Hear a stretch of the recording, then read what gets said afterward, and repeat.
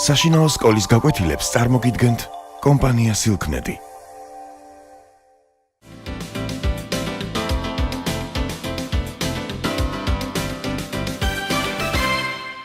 მოგესალმებით. ჩვენ დღეს ვაგრძელებთ საუბარს ადამიანის უფლებების შესახებ და ვისაუბრებთ ადამიანის უფლებათა თაობების და კლასიფიკაციის შესახებ. თქვენ უკვე იცით, რომ უფლება არის ადამიანის შესაძლებლობა იმოქმედოს საკუთარი ინტერესების სრულების შესაბამისად, დაიცვას საკუთარი ინტერესები და პოზიცია და მოსთხოვოს როგორც სახელმწიფოს, ასევე სხვა ადამიანებს ამ უფლებების დაცვა.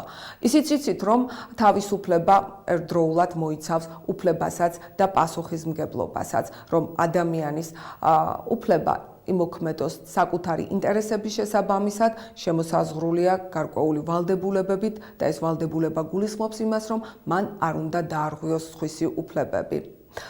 ადამიანის უფლებები და თავისუფლებები სხვადასხვა სახელმწიფოებრივ ხელშეკრულებებში თუ სახელმწიფო საკანონმდებლო დოკუმენტებში არის თავმოყრილი, რომელთაგანაც ყველაზე მნიშვნელოვანი არის 1948 წელს გაეროს მიერ შემუშავებული ადამიანის უფლებათა საყოველთაო დეკლარაცია.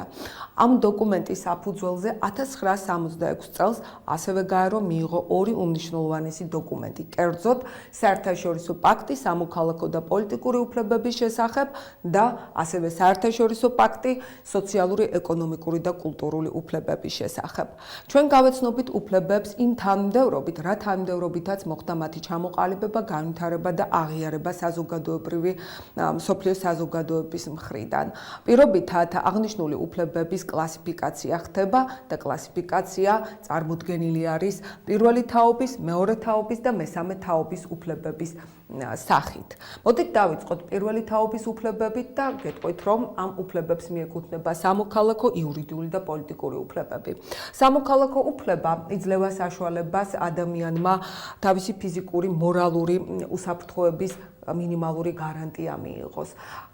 სამოქალაქო უფლება ადამიანს აძლევს სინდისის, რელიგიის, აღსარებლობის თავისუფლებას, აძლევს თანასწორობის უფლების საშუალებას და სიტყვისა თუ გამოხატვის თავისუფლებას.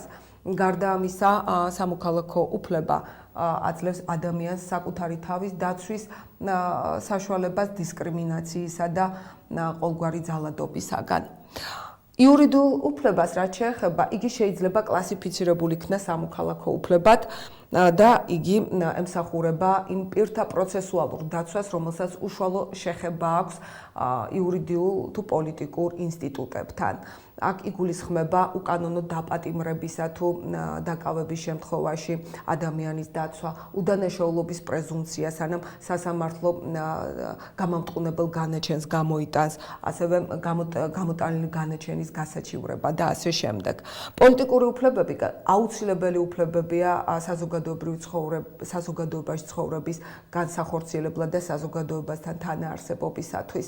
პოლიტიკური უფლებები თითოეულ ჩვენთაგანს აძლევს უფლებას მონაწილეობა მიიღოს არჩევნებში, ხმის მიცემის უფლებას, ასევე სხვადასხვა პარტიებში გაწევრიანების უფლებას, საკუთარი პოზიციის გამოხატვის უფლებას, სიტყვის თავისუფლებას, მანიფესტაციებში, მიტინგებში მონაწილეობის უფლებას, ინფორმაციის მიღების უფლებას და ასე შემდეგ.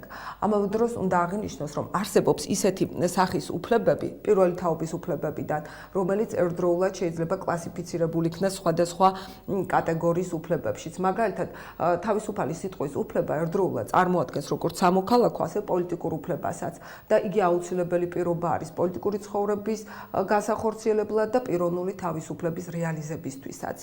რაც შეეხება მეორე თაობის უფლებებს, იგი ძირითადად ეფუძნება ადამიანთა თანაცხოვრების, თანამშრომლობის და საბაზისო სასიცოცხლო უფლებებს და ძირითადად ეყრდნობა თანასწორობის და მატერიალურ-ეკონომიკური ხელმისაწვდომობის იდეას. სოციალური მეორე თაობის უფლებების ჩამოყალიბება დაიწყო მე-18 საუკუნიდან, როდესაც მსოფლიოში დაიწყო ინდუსტრიალიზაციის განვითარების პროცესი, ანუ ინდუსტრიალიზაციის რევოლუციას თან სდევდა ახალი მუშათა კლასის ჩამოყალიბება და სწორედ ჩრდილოეთ ამერიკასა და ევროპაში სამუშაო უფლებების, სამუშაო გარემოს შესაბამისი სამუშაო გარემოს შექმნისათვის ბრძოლის პარალელურად დაიწყო უკვე სოციალური, ეკონომიკური და კულტურული უფლებების ჩამოყალიბება. საშუალო კლასი მოითხოვდა უკვე ეკონომიკური თუ კულტურული უფლებების დაცვას. სოციალური უფლება ადამიანს აძლევს საშუალებას მიიღოს განათლება, პირადი ცხოვრების ხელშეუხებლობის უფლებას, ამავდროულად ქორწინების უფლებას, ჯანმრთელობის დაცვის უფლებას, გართობის დასვენების თუ დისკრიმინაციისაგან თავის დაცვის უფლებას. რაც შეეხება ეკონომიკურ უფლებებს, იგი ეხება უშუალოდ შრომის, საცხოვრებელის, მოხუცებისა თუ ინვალიდებისათვის პენსიის მიღების უფლებას და აგრეთვე ხაზს უსვამს იმას, რომ ელემენტარული სოციალური თუ ეკონომიკური უსაფრთხოება აუცილებელია ადამიანის პიროვნული ღირსების შენარჩუნებისათვის. რაც შეეხება კულტურულ უფლებებს, ეს უფლებები შედარებით ნაკლებად არის აქტუალური და სამწუხაროდ სხვა უფლებებთან შედარებით ნაკლებად აქცევენ მას ყურადღებას. რასაკვირველია, საზოგადოებაში კულტურული ცხოვრების პროცესებთან არის დაკავშირებული და ითვალისწინებს საზოგადოებრივ კულტურულ ღონისძიებებში თავისუფლად მონაწილეობის მიღების უფლებას. ადამიანის უფლებების ის სია, რომელიც საერთაშორისო საზოგადოების მიერ იქნა აღიარებული, ცხადია არ არის უცვლელი, თუმცა არც არასდროს არ დამდგარა თავის არსებობის 50-წლიანი არსებობის განმავლობაში კითხვის ნიშნის ქვეშ ის უფლებები, რომელიც ადამიანის უფლებათა საყოველთაო დეკლარაციის მიერ არის აღიარებული. დროთა განმავლობაში მეოცე საუკუნიდან მოყოლებული მსოფლიოში არსებულმა სიღატაკემ, ეთნიკურმა თუ პოლიტიკურმა კონფლიქტებმა, ეკოლოგიურმა თუ ბუნებრივმა კატასტროფებმა დღის წესრიგში დააყენა აუცილებლობა ადამიანის უფლებების, ახალი ტიპის უფლებების ჩამოყალიბებისა. და სწორედ მეოცე საუკუნის 80-იანი წლებიდან საფუძველი ჩაეყარა მესამე თაობის უფლებებს, რომელიც ძირითადად წარმოადგენს საზოგადოებისა და ხალხის კოლექტიურ უფლებას, განვითარების, მშვიდობის, ჯანსაღი გარემოს, კომუნიკაციის და ჰუმანიტარული დახმარების შესახებ. მე ვახსენე მშვიდობის დაცვა და ამასთან დაკავშირებით საკმაოდ აქტუალური არის მსოფლიო საზოგადოებაში კითხვა, თუ ვინ უნდა იყოს პასუხისმგებელი და გარანტი მსოფლიოში მშვიდობისა. თუ ვინ აგებს პასუხს, ან რა აგებს პასუხს იმას, რომ კავკასიასა თუნდაც პალესტინაში არ არის მშვიდობა და უსაფრთხოება. მესამე თაობის უფლებებთან დაკავშირებით, ამ უფლებების დაცვას ახორციელებს არა მხოლოდ უბრალოდ არა სახელმწიფო, არამედ საერთაშორისო საზოგადოება და შესაბამისად აღნიშნულ კითხვებთან დაკავშირებით, სწორედ საერთაშორისო საზოგადოება ზრუნავს, რომ შეიქმნას რაღაც გარკვეული ხელშეკრულებები, შეთანხმებები, რომელიც ითვალისწინებს აღნიშნული პრობლემების მიმართულებით უფრო მეტ მუშაობას, კვლევას და უფრო მეტი ქმედითი ღონისძიებების განხორციელებას. ახალი უფლებები, რომელიც წარმოიშვა, ეს არის მედიცინის სფერო, კერძოდ მედიცინის მეცნიერების სფერო. მეცნიერებისა და ტექნიკის განვითარება წარმოშვა ადამიანის უფლებებთან დაკავშირებით ახალი აქტუალური საკითხები, კერძოდ გენური ინჟინერიისა, უჯრედებისა თუ ორგანოების ტრანსპლანტაციის სფეროში. ამ საკითხს გამოეხმაურა 1999 წელს ევროსაბჭო, რომელმაც შეიმუშავა ოვიდეოს კონვენცია. აღნიშნული კონვენცია კატეგორიულად კრძალავს ცოცხალი თუ მკვდარი ადამიანის გენეტიკურად მსგავსი მეორე ადამიანის შექმნას, ასევე იკრძალება ადამიანის გენების შეცვლაც. გენური ინჟინერია წარმოადგენს ცოცხალი ორგანიზმის მემკვიდრეობითი თვისებების შეცვლის მეთოდს. ამ მიმართულებით მეცნიერების განვითარებამ მთელი რიგი საკითხები და მთელი რიგი კამათი გამოიწვია ადამიანის უფლებებთან და ეთიკის ნორმებთან დაკავშირებით.